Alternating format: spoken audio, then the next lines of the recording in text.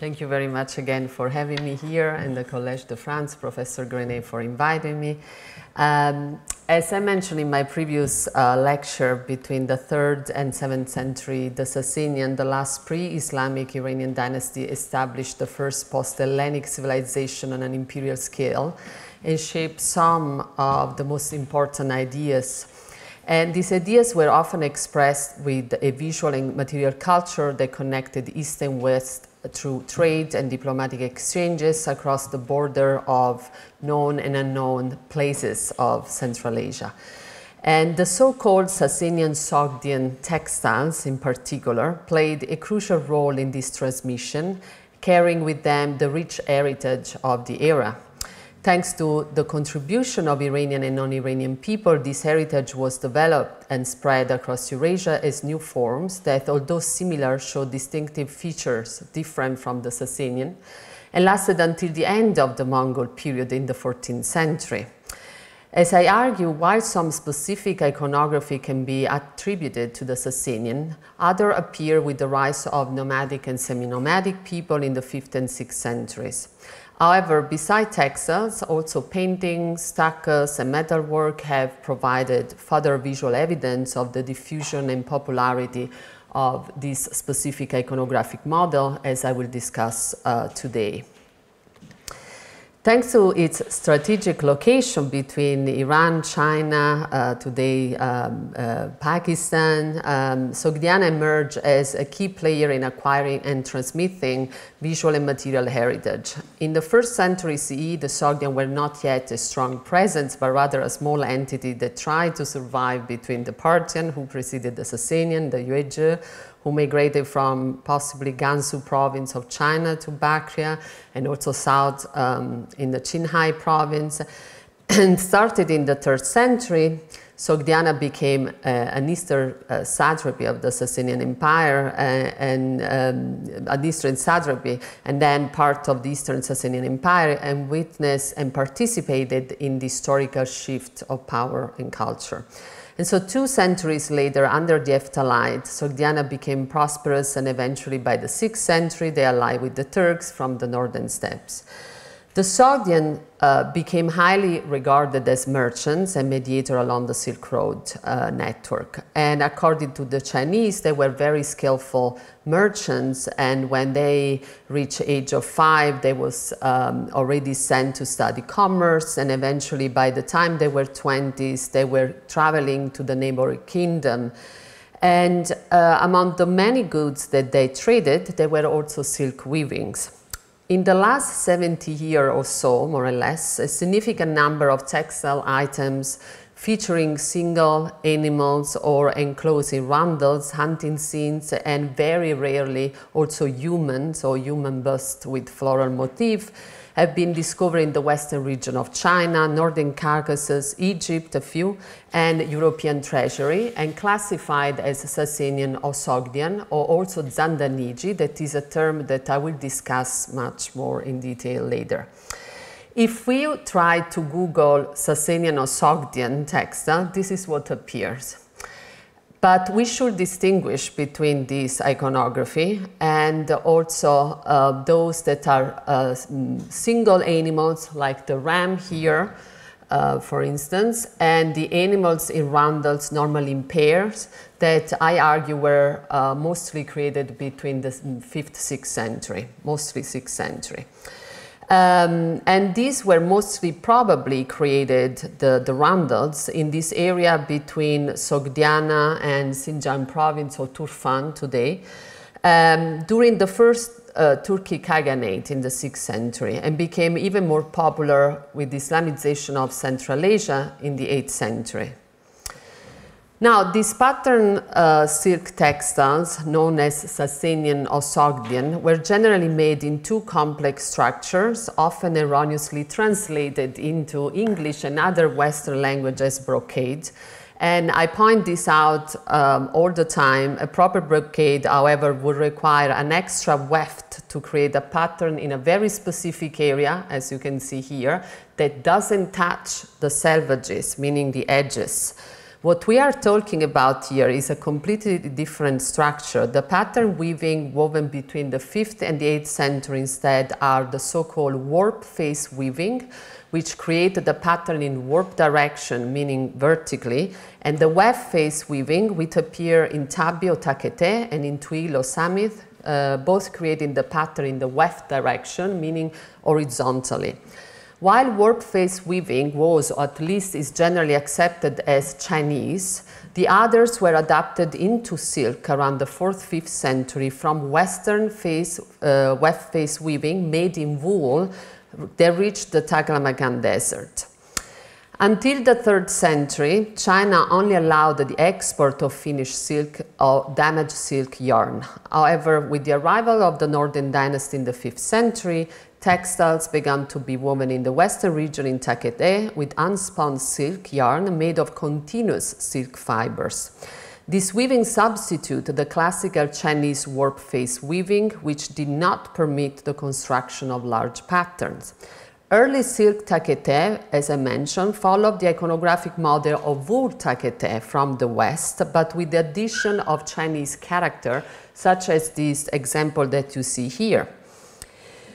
The Northern Dynasty indeed played a fundamental role in Chinese and Central Asian art history, as I mentioned in my first lecture. Between the 4th and 6th century, China came in contact with motif and technique from Central Asia and began reproducing them in the Western region, but also in Sichuan Basin.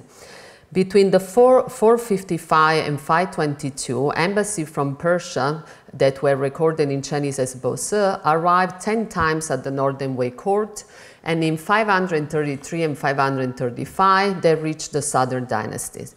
Eventually, with the reunification of China that started under the Sui dynasty, the second emperor Yandi sent an embassy to Khosrow II. Relationships among these people were often established through kaftan and belt investiture, which these people took very seriously. As Jonathan Scaff mentioned, rebels in northern China, either coming from elite or humble backgrounds, resembled Central Asian chiefs in building political and military power on a foundation of personalistic patron-client bond. Chinese sources such as the Book of Wei, the History of the Northern Dynasties, and the Book of Sui Dynasty, compiled mostly between the 6th and 7th century, also later sources compiled in the 11th century, all mention the existence of non-Chinese people in China between the 5th and 6th century, and the use of Turkic and Iranian languages, and the promotion also of foreign cults and religions. Some of these sources, such as the Beishe or Suishu, refer to a man called He Tuo that is pretty popular, and his son He Chou of Sogdian origin, who were weavers, descendant of Si Jiahu, who was expert in the weaving of silk with golden thread, possibly coming from Persia or the Eastern Roman Empire, and who had moved into the state of Shu, current Sichuan, at the beginning of the 6th century.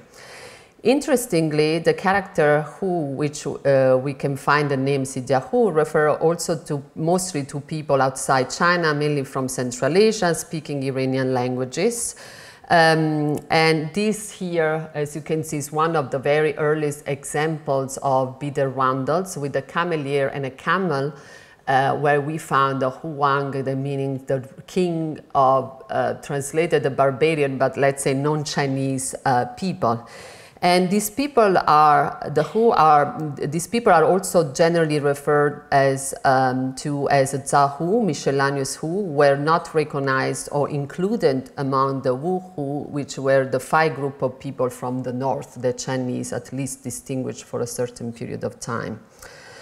Nonetheless, although many of the textiles under discussion were discovered in the western region of China, it is in Qinghai that we can find some early known example of Western style weavings ever discovered in the East, such as the first silk tapestry, Kasi, that is an adaptation of the Iranian Gelim or Kilim, a golden weaving, the very earliest example of golden weaving in the East, a fragment with the Sasanian duck, and also a possible band, a diamond or possibly adapted as a diadem or a band as a belt, with a Pahlavi inscription translated by Professor Osamra Azaranuce that say the glorious king of king, great miracle of life protection by the royal charisma. Except for those discovered in the western region of China, the Caucasus, and also European treasury, no other pieces of the so-called Sasanian-Sogdian silk textile from Iran or central China seem to have survived. But a few fragments, likely imported from Sasanian areas in Central Asia or maybe Western Sasanian Empire, were also discovered in Egypt and erroneously categorized as Coptic.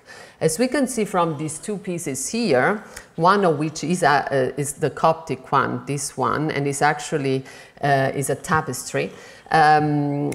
Textile made of different materials and structures share similar iconography, in this case this sort of winged horse. Some same iconographic model were also absorbed and adapted in the Byzantine Empire. This is an example, a later example, an 8th century example in Rome. Byzantium re-established its silk manufacture in the 6th century. Nonetheless, the constant request for Eastern silk did not stop. Under Emperor Justinian I, imperial officials or Mariachiara were authorized to buy foreign silk. And here you can see Emperor Justinian I with the roundels enclosing birds or possibly ducks, and also the maiden of next to Empress Theodora wear very nice silk with animals and other floral motif.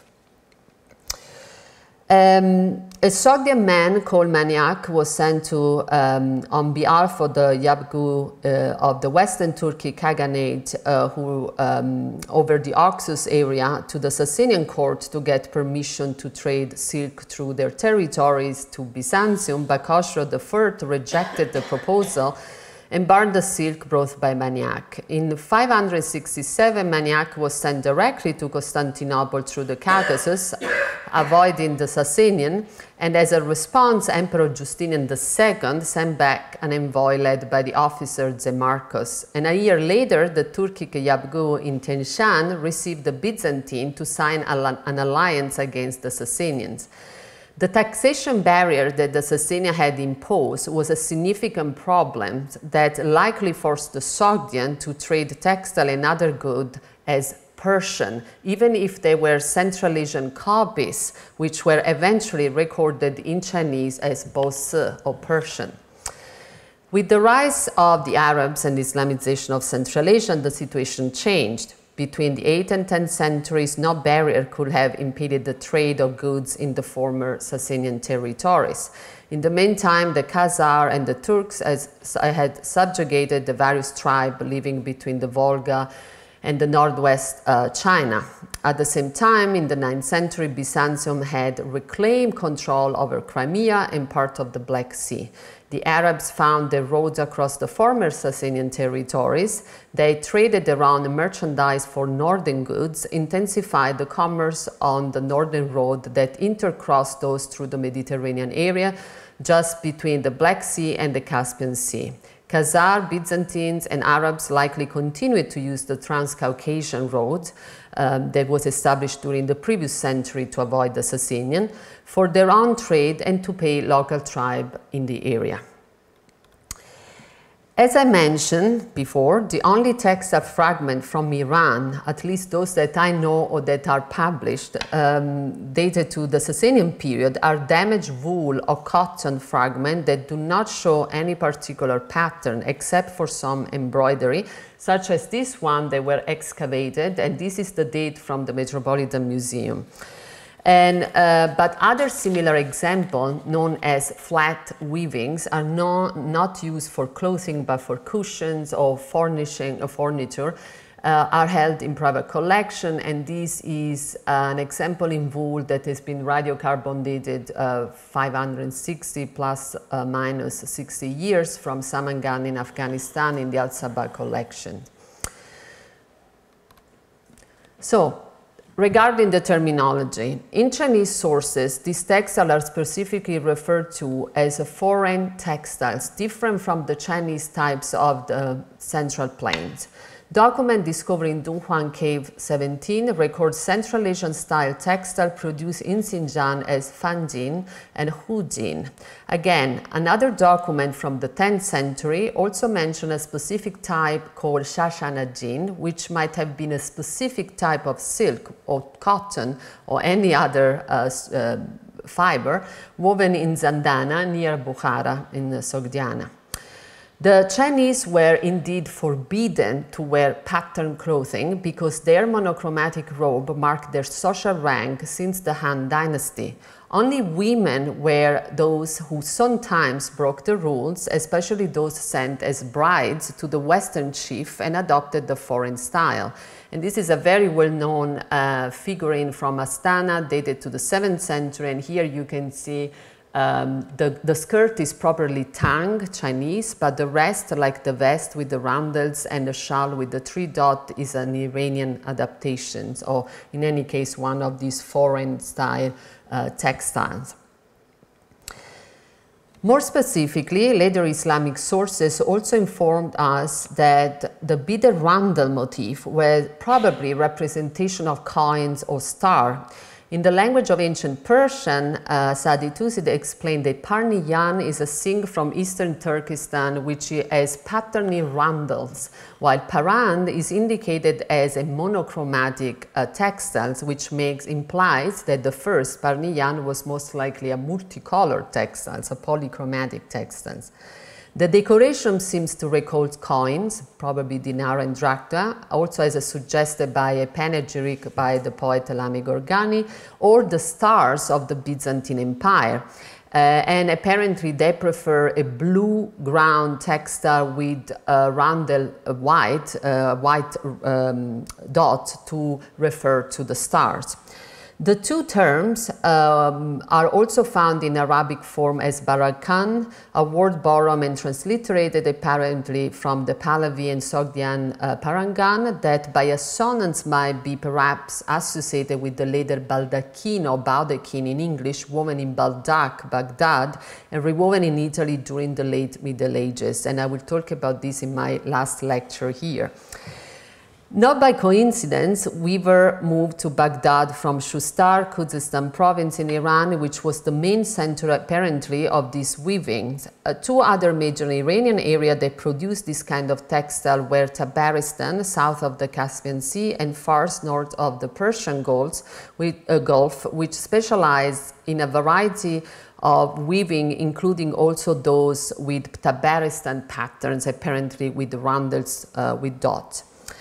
Interestingly, Masoud Salman is the only one that has mentioned the human face as one of the patterns enclosed in Parniyan roundels. The source is particularly important because only a few textile fragments with the human face or possibly Sasanian provenance were discovered in Egypt and in northern Caucasus. In addition, we have some Byzantine fragments, and here you can see two examples. In the Byzantine one is actually from the Cathedral of Saint, but dated to a later period between the 8th and 9th centuries. Perhaps a more interesting piece is the one held in the Metropolitan Museum of Art in New York. It shows a repetition of double beaded roundel enclosing human busts, which might be compared iconographically to the image on the back of the coins, possibly the god Danaid or the god of fire.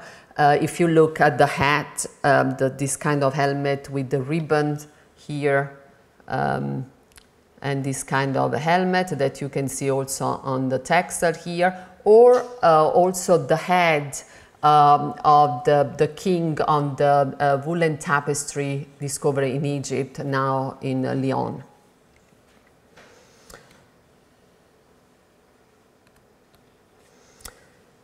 In the West, in the last 60 years or 70 years now, the term zandanījī has been generally accepted and used to define silk weft face compounds or samit with the composition of medallions enclosing animals of rosette. According to Dorothy Shefford, that at the time was curator of textiles at the Cleveland Museum of Art, and Walter Henning, a German scholar of Middle Iranian language and literature, zandanījī referred to a textile with a specific structure and pattern produced in Zandana near Bukhara. In 1959, Henning analyzed an inscription on a piece of a samit with a repetition of roundel enclosing a pair of stags discovered in Notre Dame in Belgium, which he dated to the 7th century. The inscription was identified as an archaic form of Sogdian language that was tentatively translated as long 61-span zandanījī. The discovery was followed by an extensive description and analysis of similar textiles that Shefford divided into two groups, zandanījī 1 and zandanījī 2, based on the style deduced from the piece in Hui and another discovery in the Cathedral of Sens, and more importantly from their structure features. Zandanījī 1 was characterized by triple Z main warps made with very thick yarn, and zandanījī 2 by unspun warps or sometimes slightly twisted.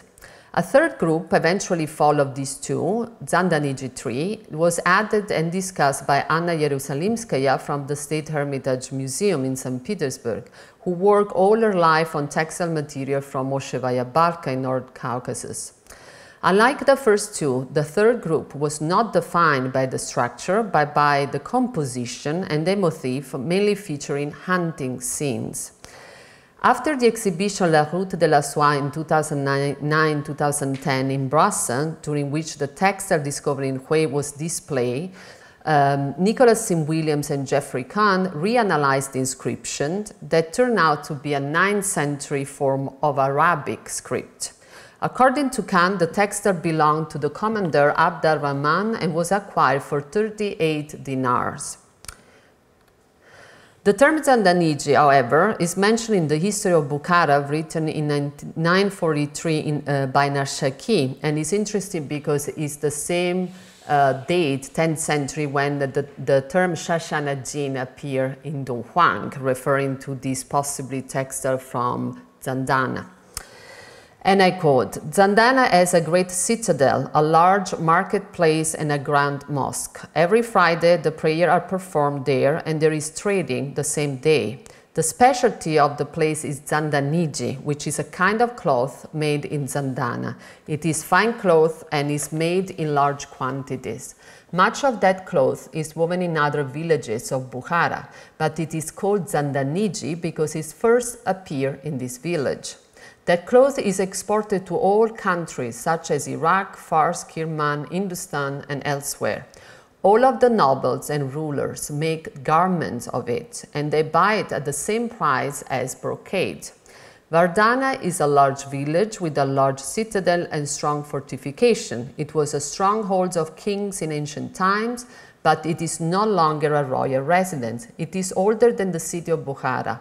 It was built by King Shapur on the frontier of Turkestan. They have a market once a week at which there is a good deal of trading. Well-made zandanījī also come from there." From this passage, it appears clear that zandanījī was a very fine kind of weaving that took its name from the village where it was firstly created and was traded westward. Nonetheless, the work of Narshaki does not mention the material employed for the weaving, neither the pattern. It was only in the description of the village of Shark that preceded the description of Zandana with no reference to zandanījī that Narshaki wrote that, and I quote, "The specialty which come today from the village, which the merchants bring back to their district, are brass and cotton cloth." The terms employed to identify or name textiles do not always clarify the material or the structure used. Therefore, the possible development of the original cotton zandanījī into patterned silk should not be excluded. The circulation of primary sources and the exchange of technique for commercial or political reason, as depicted in the central scene of the Hall of Ambassador in Afrasiab, where you can see Chinese bringing bolt of silk, cocoon possibly, or bolts of silk, enforce the processes of reproduction from which follow a common artistic imagery across territorial boundaries or closest areas. Now, talking about technical feature, although all of these textiles show very similar, if not identical iconography, they are not always woven in the same way. If studied or microscopically analyzed in details, iconographic and structural differences can be disclosed. A textile is not a painting. It can function like one, but is not a two-dimensional structure. It's a three-dimensional structure that requires engineering technical skills. Here are two examples, one from the Metropolitan Museum of Arts and one from Egypt, that is the one I showed you before, now in Lyon. As you can see, the roundels are different. While those in New York have this kind of square pattern here, 1, 2, 3 at the 4 cardinal points. The other one instead has beaded, small beaded roundel with a crescent.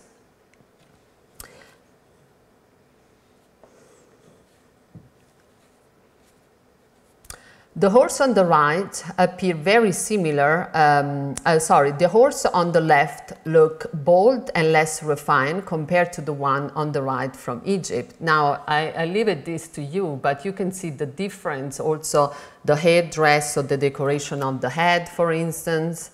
You can see the look of the eyes.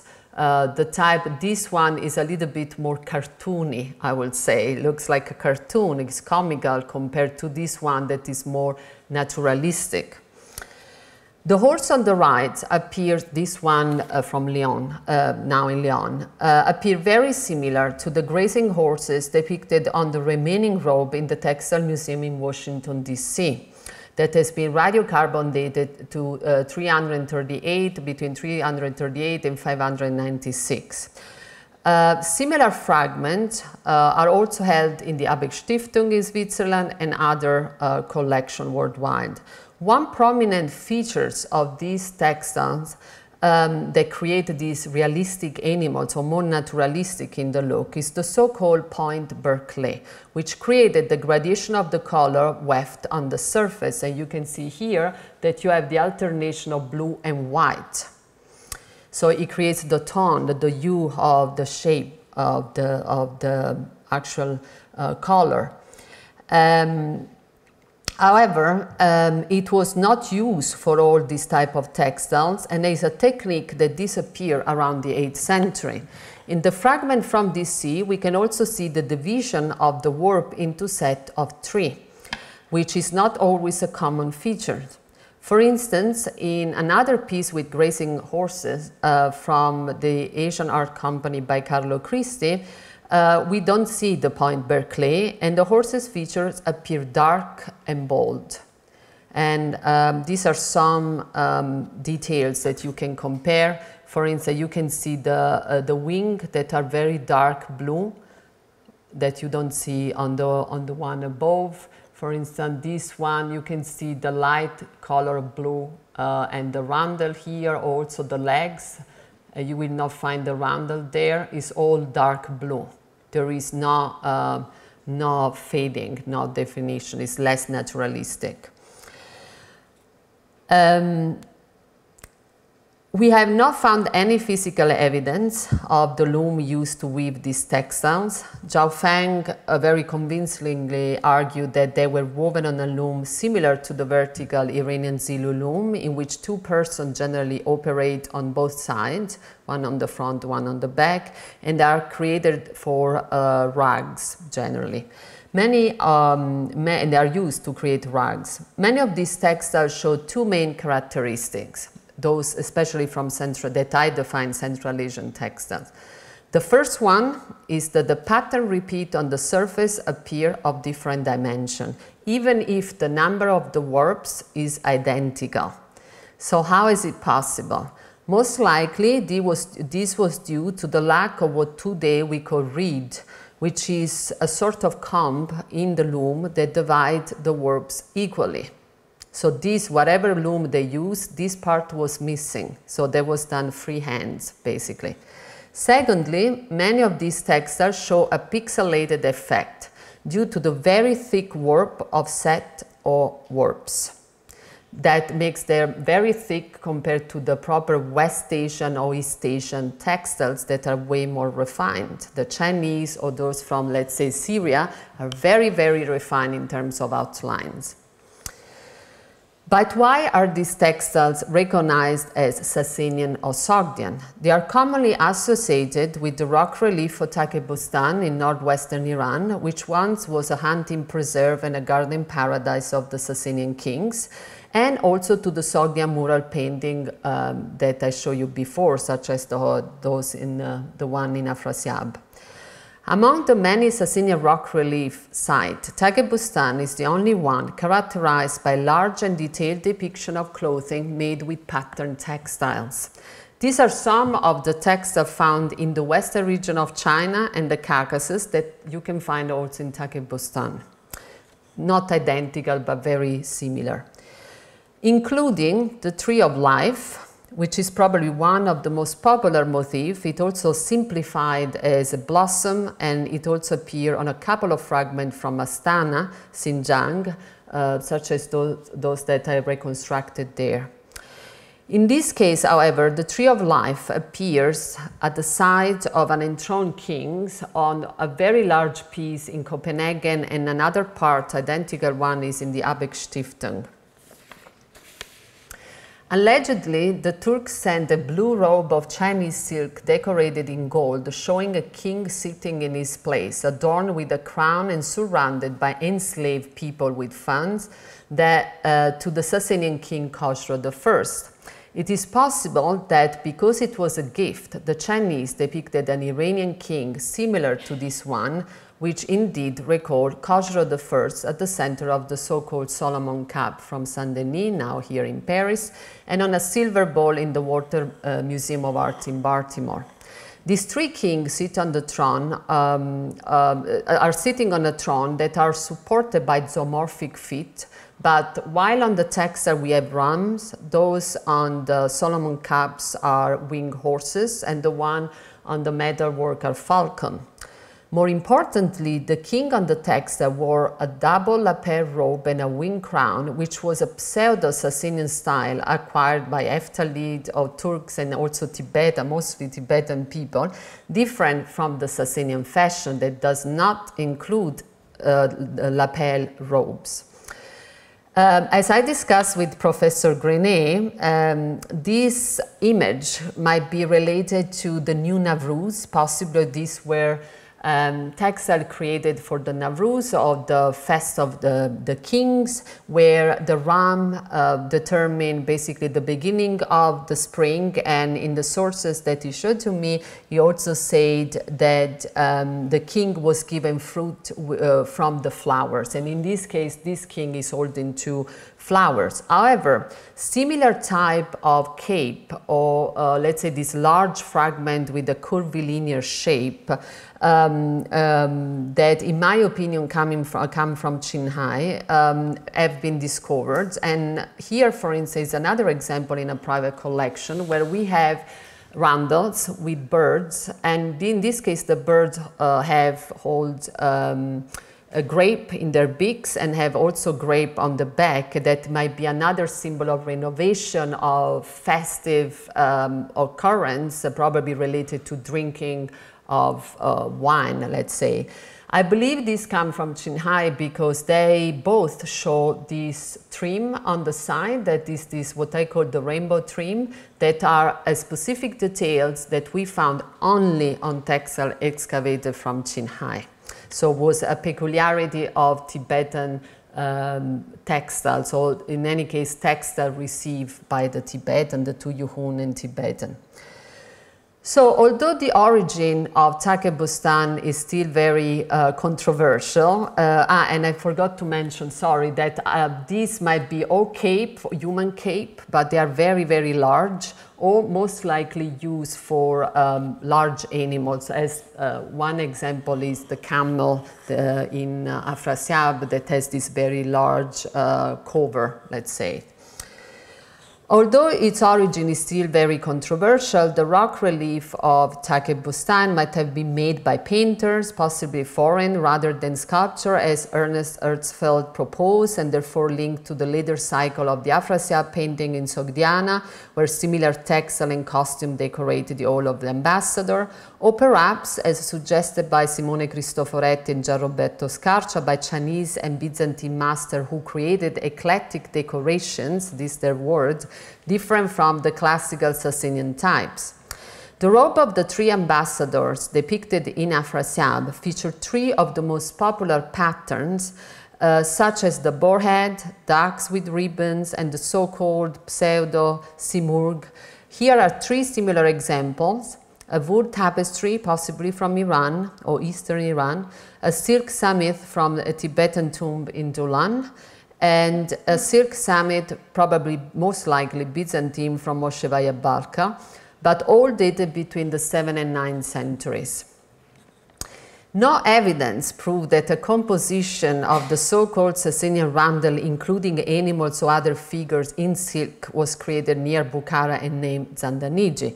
However, being the graphic element in circulations in Iranian territory already before the Sasanian period, one can assume that these types of textile were eventually later created in Sogdiana or between Sogdiana and Turfan, today Turfan, by artists that were already used to spin cotton fiber and wool fiber that are much shorter and must be spun,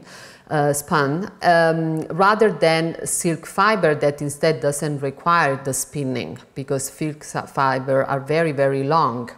And so these artisans were familiar with some graphic element prevalent on other artwork, also Western coins that are very different from the Chinese coins, and generally includes a roundel with the image of a ruler or god sometimes.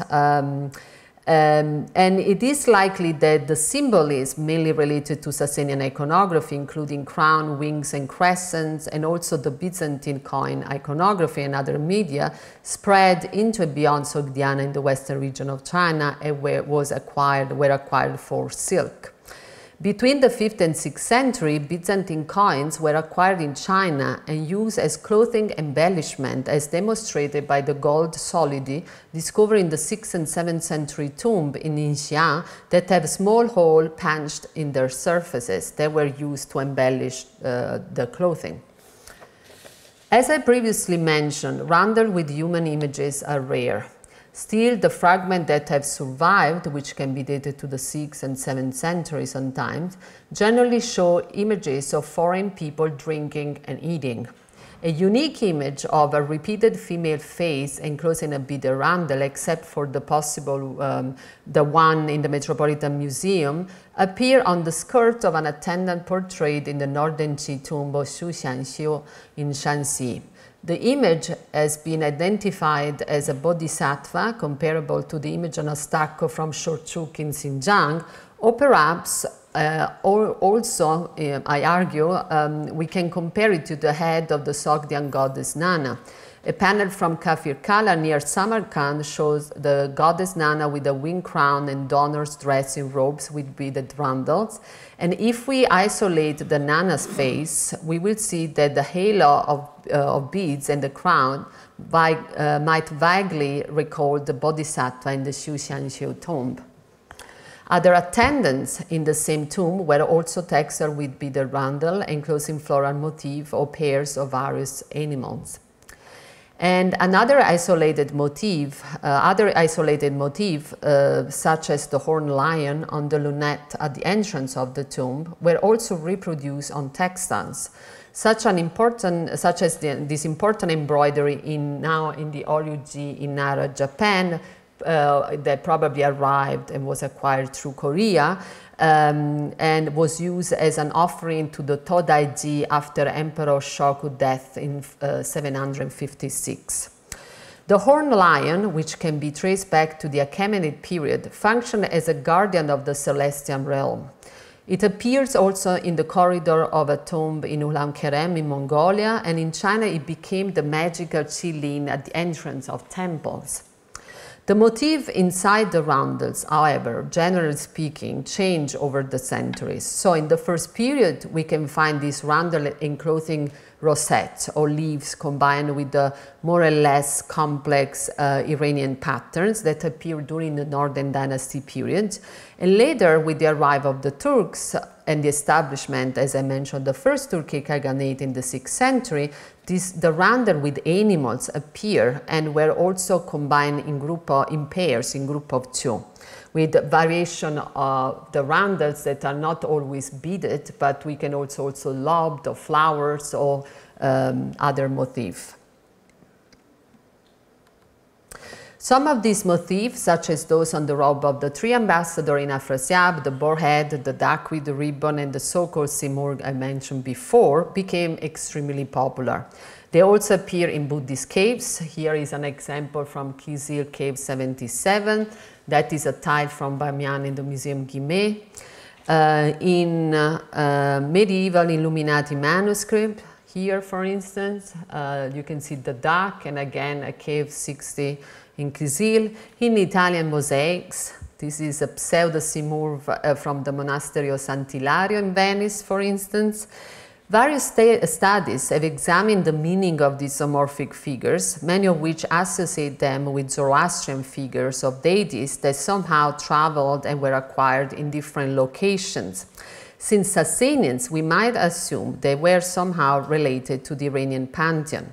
Both the Avesta and the Rig Veda, the early scripture of Zoroastrianism and Hinduism, and therefore the earliest sources of Indo-Iranian religions, do not mention idols or icons, except maybe for the goddess Anaida with anthropomorphic features.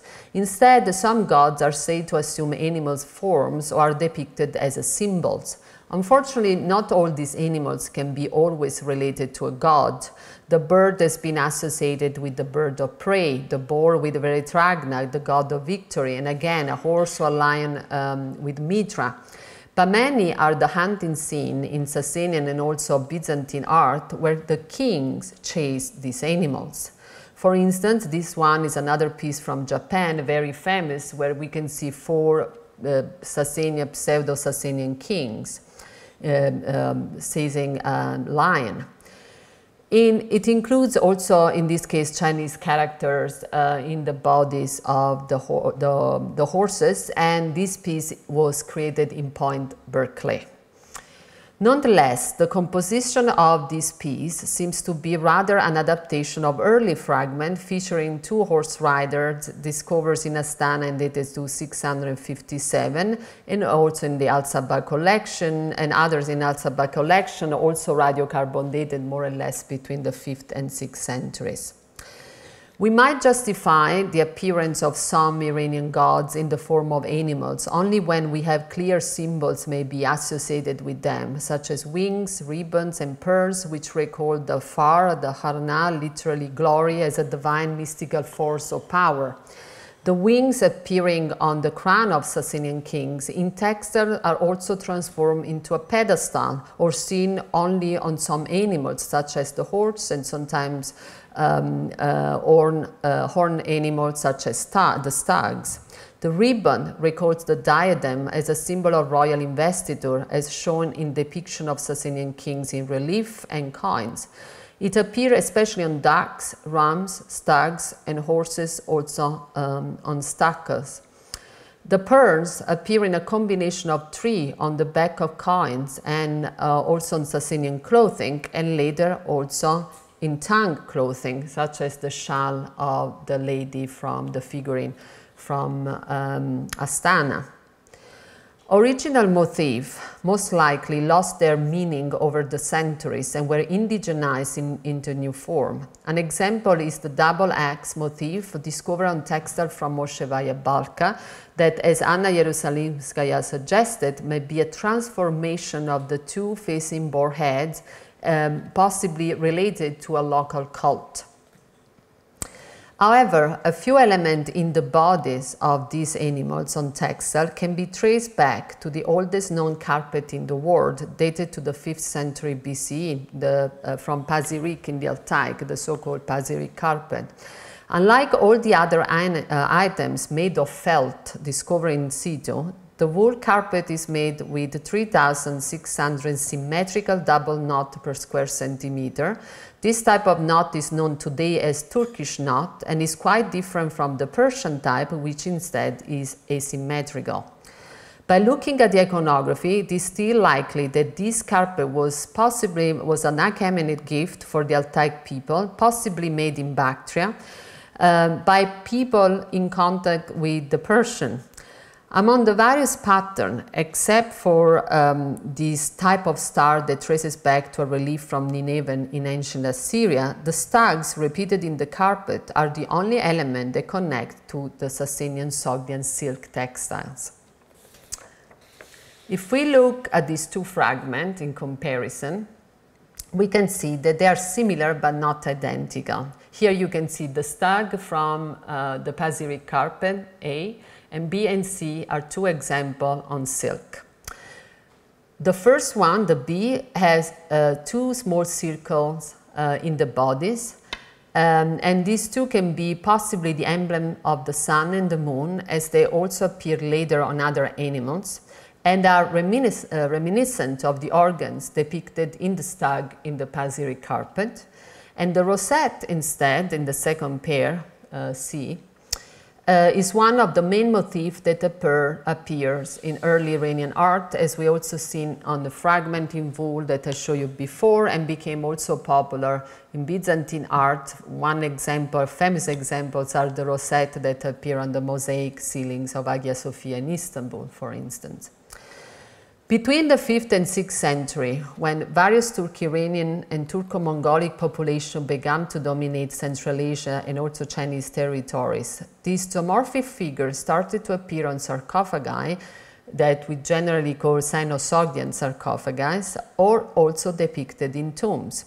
It seems, however, that these zoomorphic patterns, more than related to Zoroastrian gods, had a totemic or talismanic function, primarily associated with nomadic people who had contact with both the Iranian and Chinese empires, and later in the 6th century became allies of the Sogdians. The totemic aspect seems related to their seasonal migration, which can be traced back to the Scythians. Since antiquity, the annual seasonal migration of nomadic peoples in Eurasia had been determined. The circulation had determined the circulation of art material, technique, and iconography across and between different geographic areas. For instance, a golden stag from Crimea with different animals overlaid, and a combination of 4 thalers in gold from Wetterschwelde, modern Poland actually, dated to the 5th and beginning of the 4th century BCE, seems to embody this type of symbolism or totemic aspect. The thalera include 16 animals, divided into 4 sets of 4 in alternating pairs, each disc possibly related to a different season and constellation, which I will discuss more in my following lecture about Tibetan textiles and art. This type of iconography is part of the so-called animal style, which includes the combination of various animals that appear on other Sasanian objects, as well as in hunting scenes, as mentioned before, which acquire super-mundane meanings once introduced in a new context and combined with different details. And these are some examples of roundels that we found on textiles. The winged horse, which often appear in these hunting scenes, is the only exception among the various animals generally accepted and related to different Eurasian cultures and religious contexts. Although it is often seen as the mythological Greek Pegasus, it was also associated with the sacred fire of Zoroastrian faith. The fire of the stallion was situated in Taqi Suleiman, a mountain peak in Azerbaijan, where there was a pool with perennial spring.